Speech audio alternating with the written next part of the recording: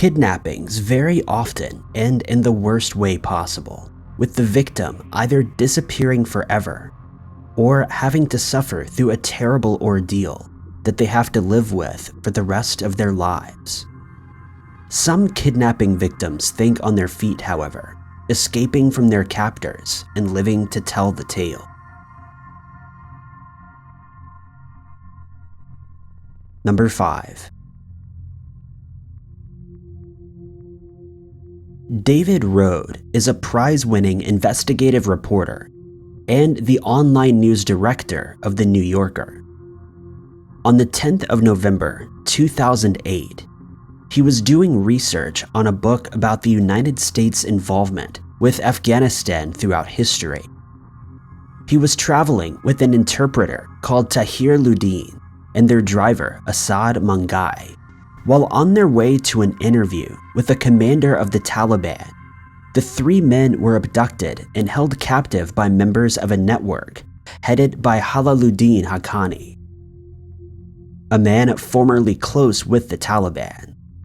At the time, the US had issued a $5 million bounty on Haqqani's head. At first, their kidnappers would insist that they didn't want any publicity, but they would eventually make demands that included the payment of tens of millions of dollars and the release of members of the Taliban that were being held in Afghanistan and in Guantanamo Bay. 2 videos that featured Rohde were sent to the New York Times and other news outlets. Contact also was made by the kidnappers via letters, audio recordings, and telephone calls made to the Red Cross. Back in the United States, efforts were being made by Richard Holbrooke, Hillary Clinton, and others to contact the kidnappers, but negotiations moved slowly, though they were assured that Rohde would not be killed, despite the 3 men constantly having their lives threatened by their captors. After some time, the men were moved across the border to a compound in Pakistan. Here, Rohde and Ludin devised a plan to escape. The 2 men had been playing checkers with their kidnappers, and on this occasion, they insisted on playing more games than usual, tiring out the men that were guarding them. They waited for the guards to fall asleep, and separately, pretending to be on their way to the bathroom, they made their escape.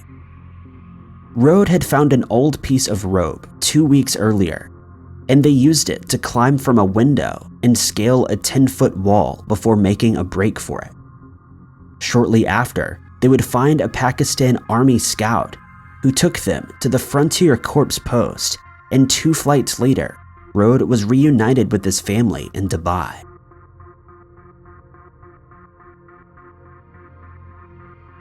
Number 4.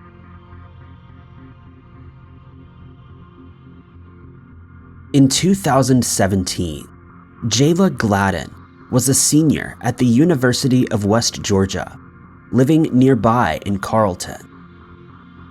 On the 4th of September, at about 11:30 p.m., she drove to a local grocery store to buy some tea and medicine.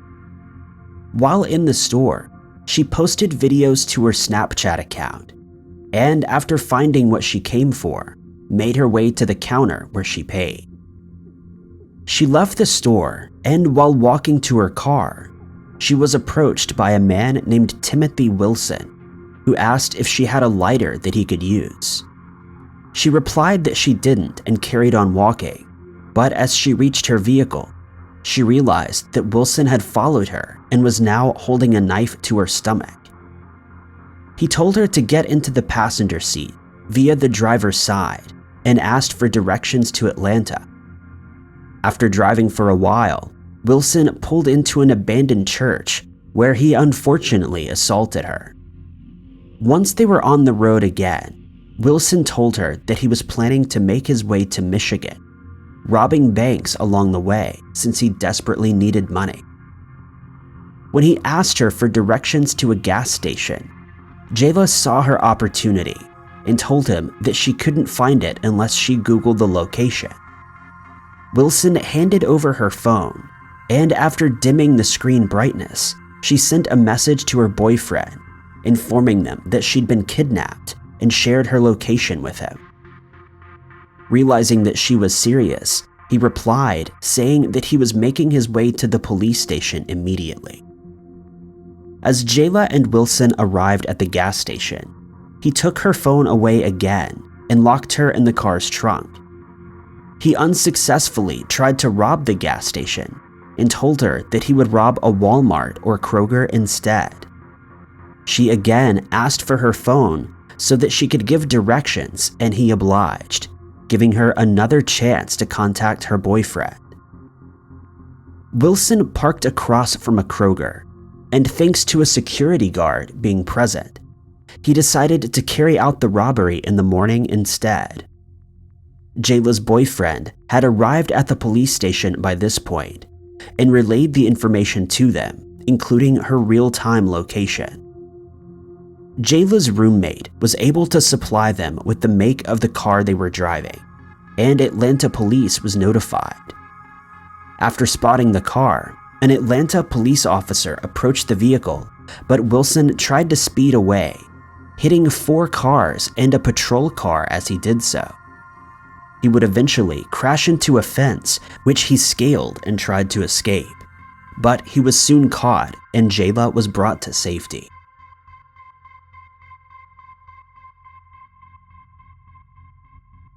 Number 3.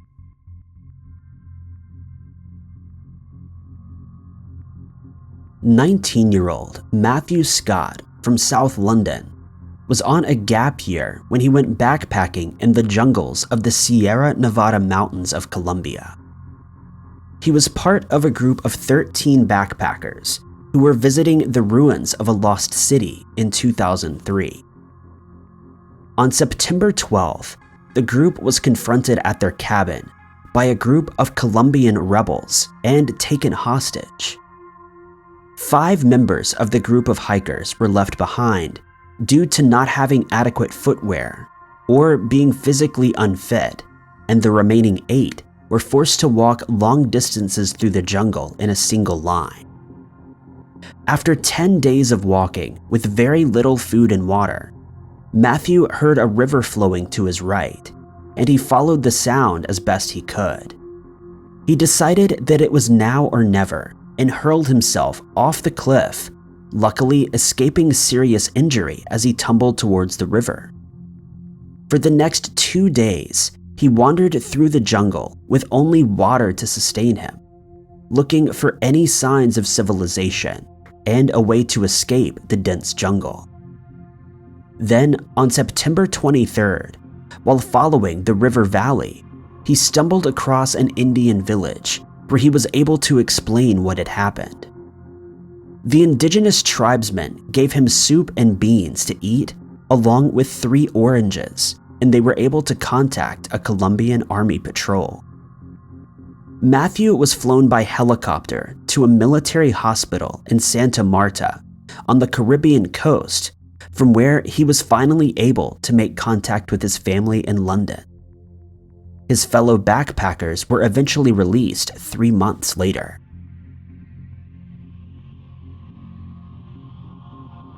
Number 2.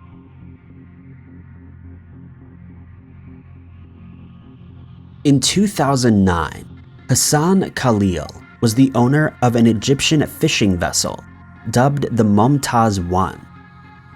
His boat, along with another vessel, was fishing along the Gulf of Aden, off the coast of the Somali town of Las Khore, when they were set upon by a group of pirates who kidnapped both crews. In all, 34 Egyptian fishermen were taken captive, and Khalil traveled to Somalia in order to negotiate with the pirates. He hoped that upon paying the ransom, they would free the men, but he found it difficult to communicate with their captors. Each of the pirate leaders would demand a different sum of money for the hostages' release, with one leader asking for 200,000 and another demanding as much as 4 million. He would later tell reporters that they had no idea what to do, and they felt they were getting nowhere. After negotiations had failed, he traveled to the tribes of Las Corey in hopes that they would aid him to reach a settlement with the pirates. But this plan also came to null. This only added to his frustration, and he decided to approach a band of mercenaries instead. Unbeknownst to the pirates, Khalil managed to hire the mercenaries, and they made their way back to the coast where he contacted the pirates once more. He started negotiations once again, eventually persuading one pirate after paying him $10,000 to let him aboard one of the vessels so he could check on the welfare of the men. Khalil knew that at around 2 p.m., many of the pirates would have partaken of a plant and would likely be incapacitated. Once aboard, he signaled to the captive fishermen to distract the pirates, and after having done so, the band of mercenaries clambered aboard the two vessels. Fighting broke out between the two groups, but the mercenaries were able to overcome the pirates, killing 2 of them and taking 8 others hostage. They then set sail to Egypt with the pirates locked securely in rooms aboard the vessel, eventually handing them over to Egyptian authorities where they would stand trial.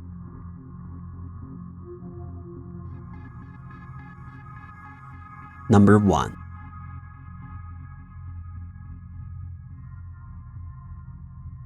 Edward Lampert is a polarizing figure in the world of business, with his competitors describing him as aloof and condescending, while others close to him see him as a shy man. He's best known as the man who merged 2 retailers, Sears and Kmart, which led to over 200,000 employees losing their jobs and over 4,000 stores being forced to close forever. On the 10th of January, 2003, during the time that Kmart was reorganizing, Lampert made his way to a parking garage of his office building.